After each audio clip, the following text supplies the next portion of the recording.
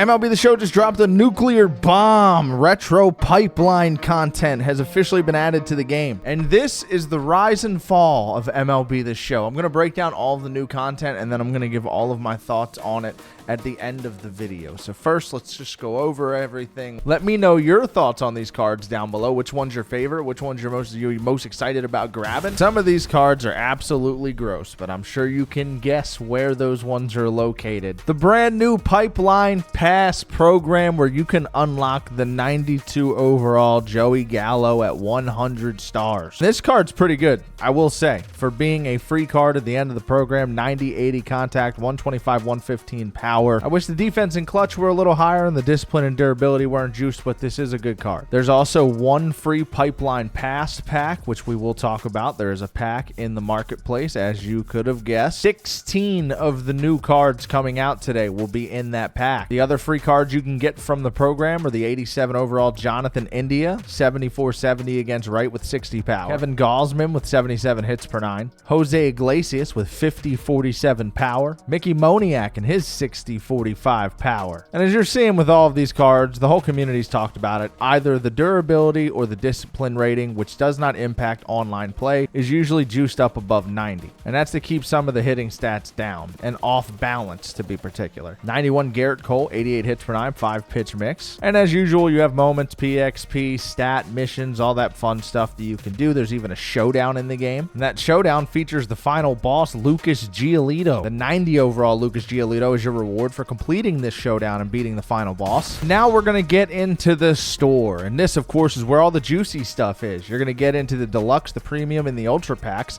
The feature card in this entire thing is Kyle Schwarber. This 92 Kyle Schwarber has 102, 115 versus right, 95, 100 versus left, and 100 clutch. Most notably, he's a catcher, which makes him even nastier. 100 hits per 9 with the 5-pitch mix. Outlier on his fastball. The 92 Jared Kelenic, a very balanced card. 92-87 against right, 87-80 against left, 90 clutch. Gold defense, 84 speed. 92 Xander Bogaerts, 83-87 clutch with the 101-108 power. It's good power at shortstop, especially for an 83 fielder. Then you get to the 90 overalls where you have an Anthony Rendon. Pretty solid. 90 overall Hunter Renfroe. His arm strength honestly could be even higher, but 93-99 power. The 90 overall Starling Marte. He always had really good cards back in the day. I'm curious how that 70-77 power will play with his swing. The 90 Andrew Vaughn, 2021 first baseman, 90-94, 83-88. Really good hitting stats, but a pretty deep position in first base now.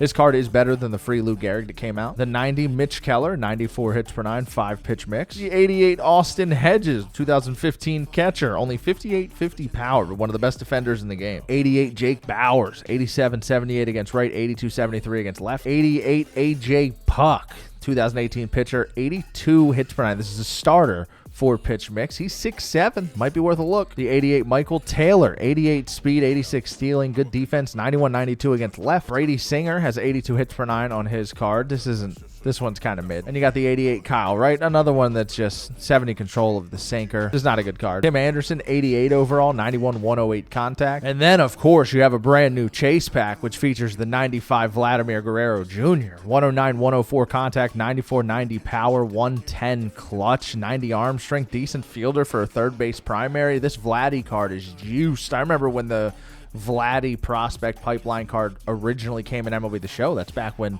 prospects first premiered. That was a big deal. So as usual, pretty much every player in this pack is better than every free card that's come out over the last week. I'm going to give more thoughts on that towards the end of the video. There's still more cards. Of course, you didn't think you were going to get out of here without a brand new collection. This Pipeline Pass collection, which will feature a 93 Corey Seager when you collect 25 cards, 106, 100 power, 190 versus left with the 104 clutch. Good defense at shortstop.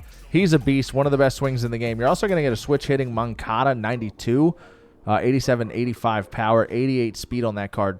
Good speed and switch hitting at third base right there. And when you collect 7, there's a Joe Adell here, which 80 contact versus right. The rest of the card is pretty elite. There's a collection for everything, and really that's where we get into the beginning of my critiques. And I've talked about this a million times, but when content is structured like this, you take the fun out of it.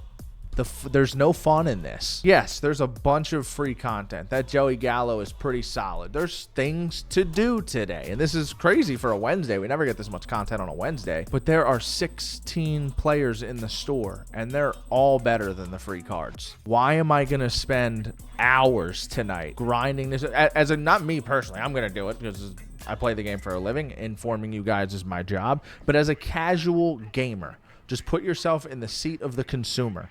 Why am I going to hop on here for hours and grind those free cards when Joe Schmo is just going to swipe the debit card, open 2 packs, and have the better players than me? I understand that you can't think like that, but people do think like that. And that's why the player base goes like this time of year, the last couple of years. Because even though sets and seasons are gone, this structure of content is just so boring. A 25 player collection sitting here, and the only free player that came out that really is worth anything is this Joey Gallo. Yes, I'm gonna grind the program, and grinding this program is definitely worth it for this Joey Gallo. But the entire time I'm grinding this card, in the back of my mind, I know that 25 cards came out today. 5 of them are good, 4 of them are expensive, and most of these cards don't exist for me to actually unlock and play them, which is why people want to play the game. That's the expectation people have when content comes out. Instead, these cards are just fake.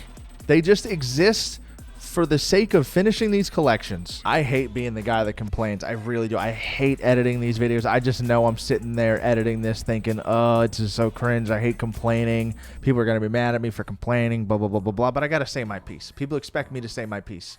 I gotta say, keep it real. I gotta say I gotta say it, call it for what it is. A spade is a spade. 90% of these cards are garbage, unusable, and intentionally so. They know that. It's all about buying them to get this Seager. And by the time you get them, it's just days or weeks of homework style grinding. And by the time you get them, it's not even fun anymore. And then you're on to the next rat race because you do this every week. This style of content, it's not fun. The most important word.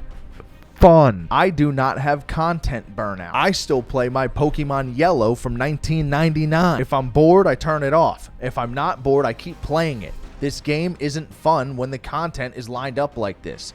Period. It is going to take me forever to get this card. That kills my excitement. You are intentionally trying to suck the money out of my wallet by putting all of these fake collection fillers in the game that I have to scrum up. Not fun. The entire time I'm scrumming up those stubs, I know what you're doing. It makes it less fun. I feel like a prisoner, not a consumer. I'm certainly not enjoying myself. You are killing your game. You're killing your game. I'm not going to sit here and act like I know the ins and outs, the details, or what their in-app purchases look like. Obviously, they are chasing in-app purchases with this style of content. And if they're making enough money off of the amount of people that just dump their wallets into this content to get Corey Seager right away and to finish these collections, GG's, man. Good for you guys. That's awesome. But it's hard for me to see this style of content and not think that they're also constantly losing people every time these content drops come out. Less people playing the game, the less money you're going to make overall. I feel like they need to find a happy medium, and doing one good content drop like the Moonshot program and then doing this, or you're just making a ton of money and we have to deal with it as the everyday grinder of the game. 90% of the cards are not meant to be played with. They're just collection fillers.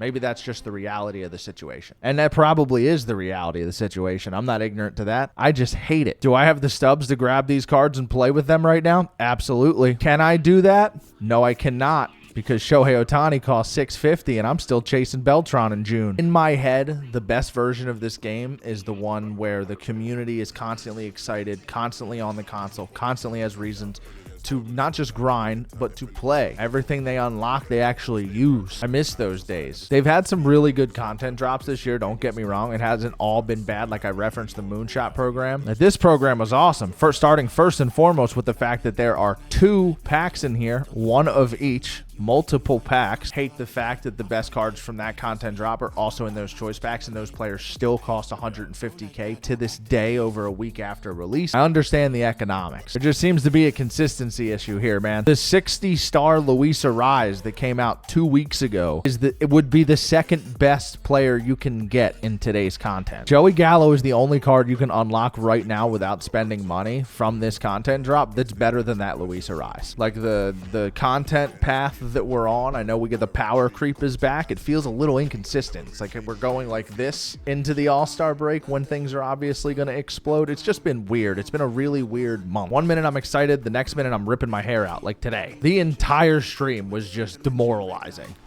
The chat is always bad, but it was especially bad today because you knew it was going to be bad right away. As soon as they started announcing the cards and we saw 50s and 60s and low 70s on the first handful full of cards, it was like, whoa. Nonetheless, I'm going to get after this Joey Gallo. I'm going to unlock all this content. You can also look forward to some Switch 2 content from your boy because I did get my hands on a Switch 2 and I'll be recording. There's also a big Twitch sub promo going on next week, so I'm going to be streaming a lot of Nintendo Switch and probably some MLB The Show as well. If you're not following me on Twitch, link will be down below. Go do that. Hang out with me. I might even be live tonight. Definitely live tomorrow. We're playing Mario Kart. But honestly, like, think about that.